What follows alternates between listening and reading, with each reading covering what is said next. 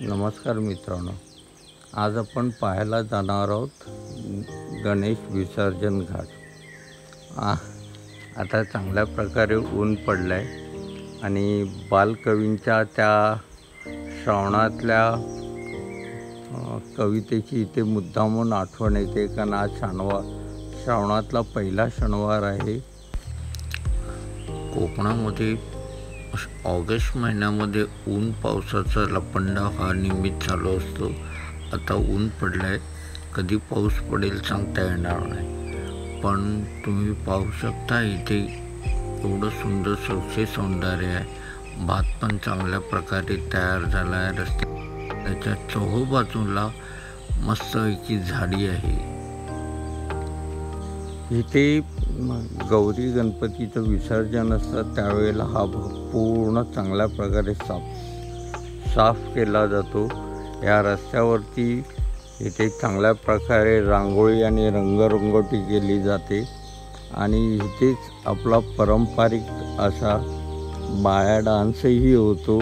महाआरती होते शेवटची या भागामध्ये आणि संपूर्ण सर्व वाडीतील गौरी गणपतीचं इथे आगमन होतं। मग एक सामुदायिक आरती केल्यानंतर हे गणेश घाटा विसर्जनासाठी या सर्व गणेश मूर्ती आणि गौरी जातात। तो भागही आपण पाहू।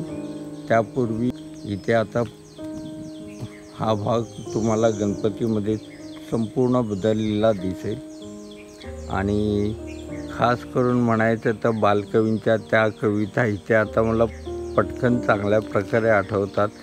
श्रावण मासी हर्ष मानसी, हिरवळ दाटे चोहीकडे, क्षणात फिरुनी ऊन पडे। चला मित्रांनो, आता आपण ह्या गावंदरवाडीच्या गणेश विसर्जन घाटाचं पूर्वावलोकन करूया। तुम्ही पाहू शकता संपूर्ण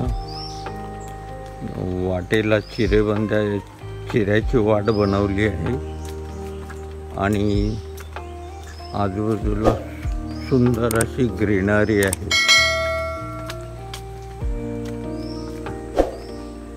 इथेही समोर नारळाची बाग आहे आणि इथूनच वळसा घालून आपण घाटाकडे जाणार आहोत। आता काही दिवसानंतर या वाटेची साफसफाई होईलच, पण मी एक 15-20 दिवस अगोदर आलो आहे, त्यामुळे आता सध्या तुम्हाला हा व्यवस्थित स्वच्छ दिसत नाही आहे, पण गणपतीमध्ये हा खूप चांगल्या प्रकारे स्वच्छ होतो। जस्ट आता आपण अपडेट घ्यायला आलो आहोत। तुम्ही पाहू शकता समोर नदी आहे आणि हा आपला विसर्जनाचा घाट। सध्या इथे गाई गुरं म्हैशी सर्वजण ह्या नदीच्या पाण्याचा आनंद लुटायला येतात, त्यामुळे बराचसा भाग असा चिखलानी भरलेला आहे। तर सुद्धा मी प्रयत्न करतो पुढे जाऊन तुम्हाला जेवढा जवळात जवळ नदीपर्यंत जाता येईल तेवढं जाण्याचा मी प्रयत्न करतो। ऑलमोस्ट इथे पुष्कळ चिखल आहे, त्यामुळे मी काय आता आतमध्ये जाणार नाही आहे। तुम्ही पाहू शकता इकडनं संपूर्ण भागामध्ये गणेश विसर्जन केलं जातं। गौरी गणपतीचं विसर्जन केलं जातं आणि इथे पण छोटासा खड्डा करून ठेवला होता, जेणेकरून जर नदीला पुढे मागे पाणी कमी झालं किंवा पाऊस कमी पडला तर विसर्जनापुरतं पाणी असावं म्हणून। पण आता पाऊस चांगला पडला आहे ह्या वर्षी, त्यामुळे नदीला व्यवस्थित पाणी आहे।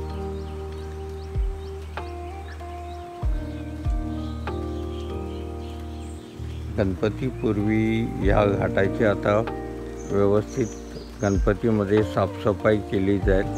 विसर्जनापूर्वी हा घाट व्यवस्थित साफ केला जाईल, जेणेकरून आतमध्ये नदीमध्ये वाहून आलेले झाडाच्या काट्या फांद्या व्यवस्थित साफ केला जाईल.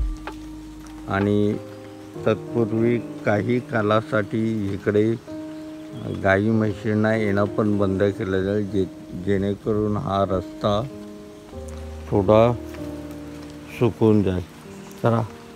चला आता आपण परत पुन्हा वाट्याकडे जाऊया.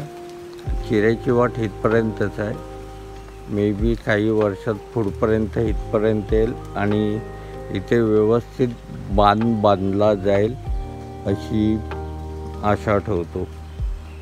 चला मग आता पुन्हा आपण वरती जाऊया आणि पाहूया तुम्हाला आणखीन काय दाखवता येतं ते.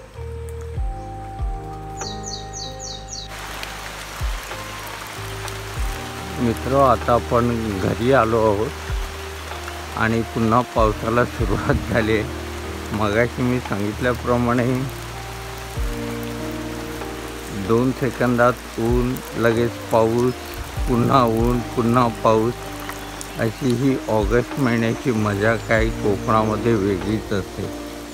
तर आता पण व्हिडिओ संपण्याआधी जर तुम्ही ह्या चॅनलवरती नवीन असाल किंवा सबस्क्राईब केलं नसेल तर प्लीज सबस्क्राईब बटनला क्लिक करा आणि माझ्या यूट्यूब फॅमिलीचे मेंबर बना आणि बेल आयकॉनला क्लिक करायला विसरू नका.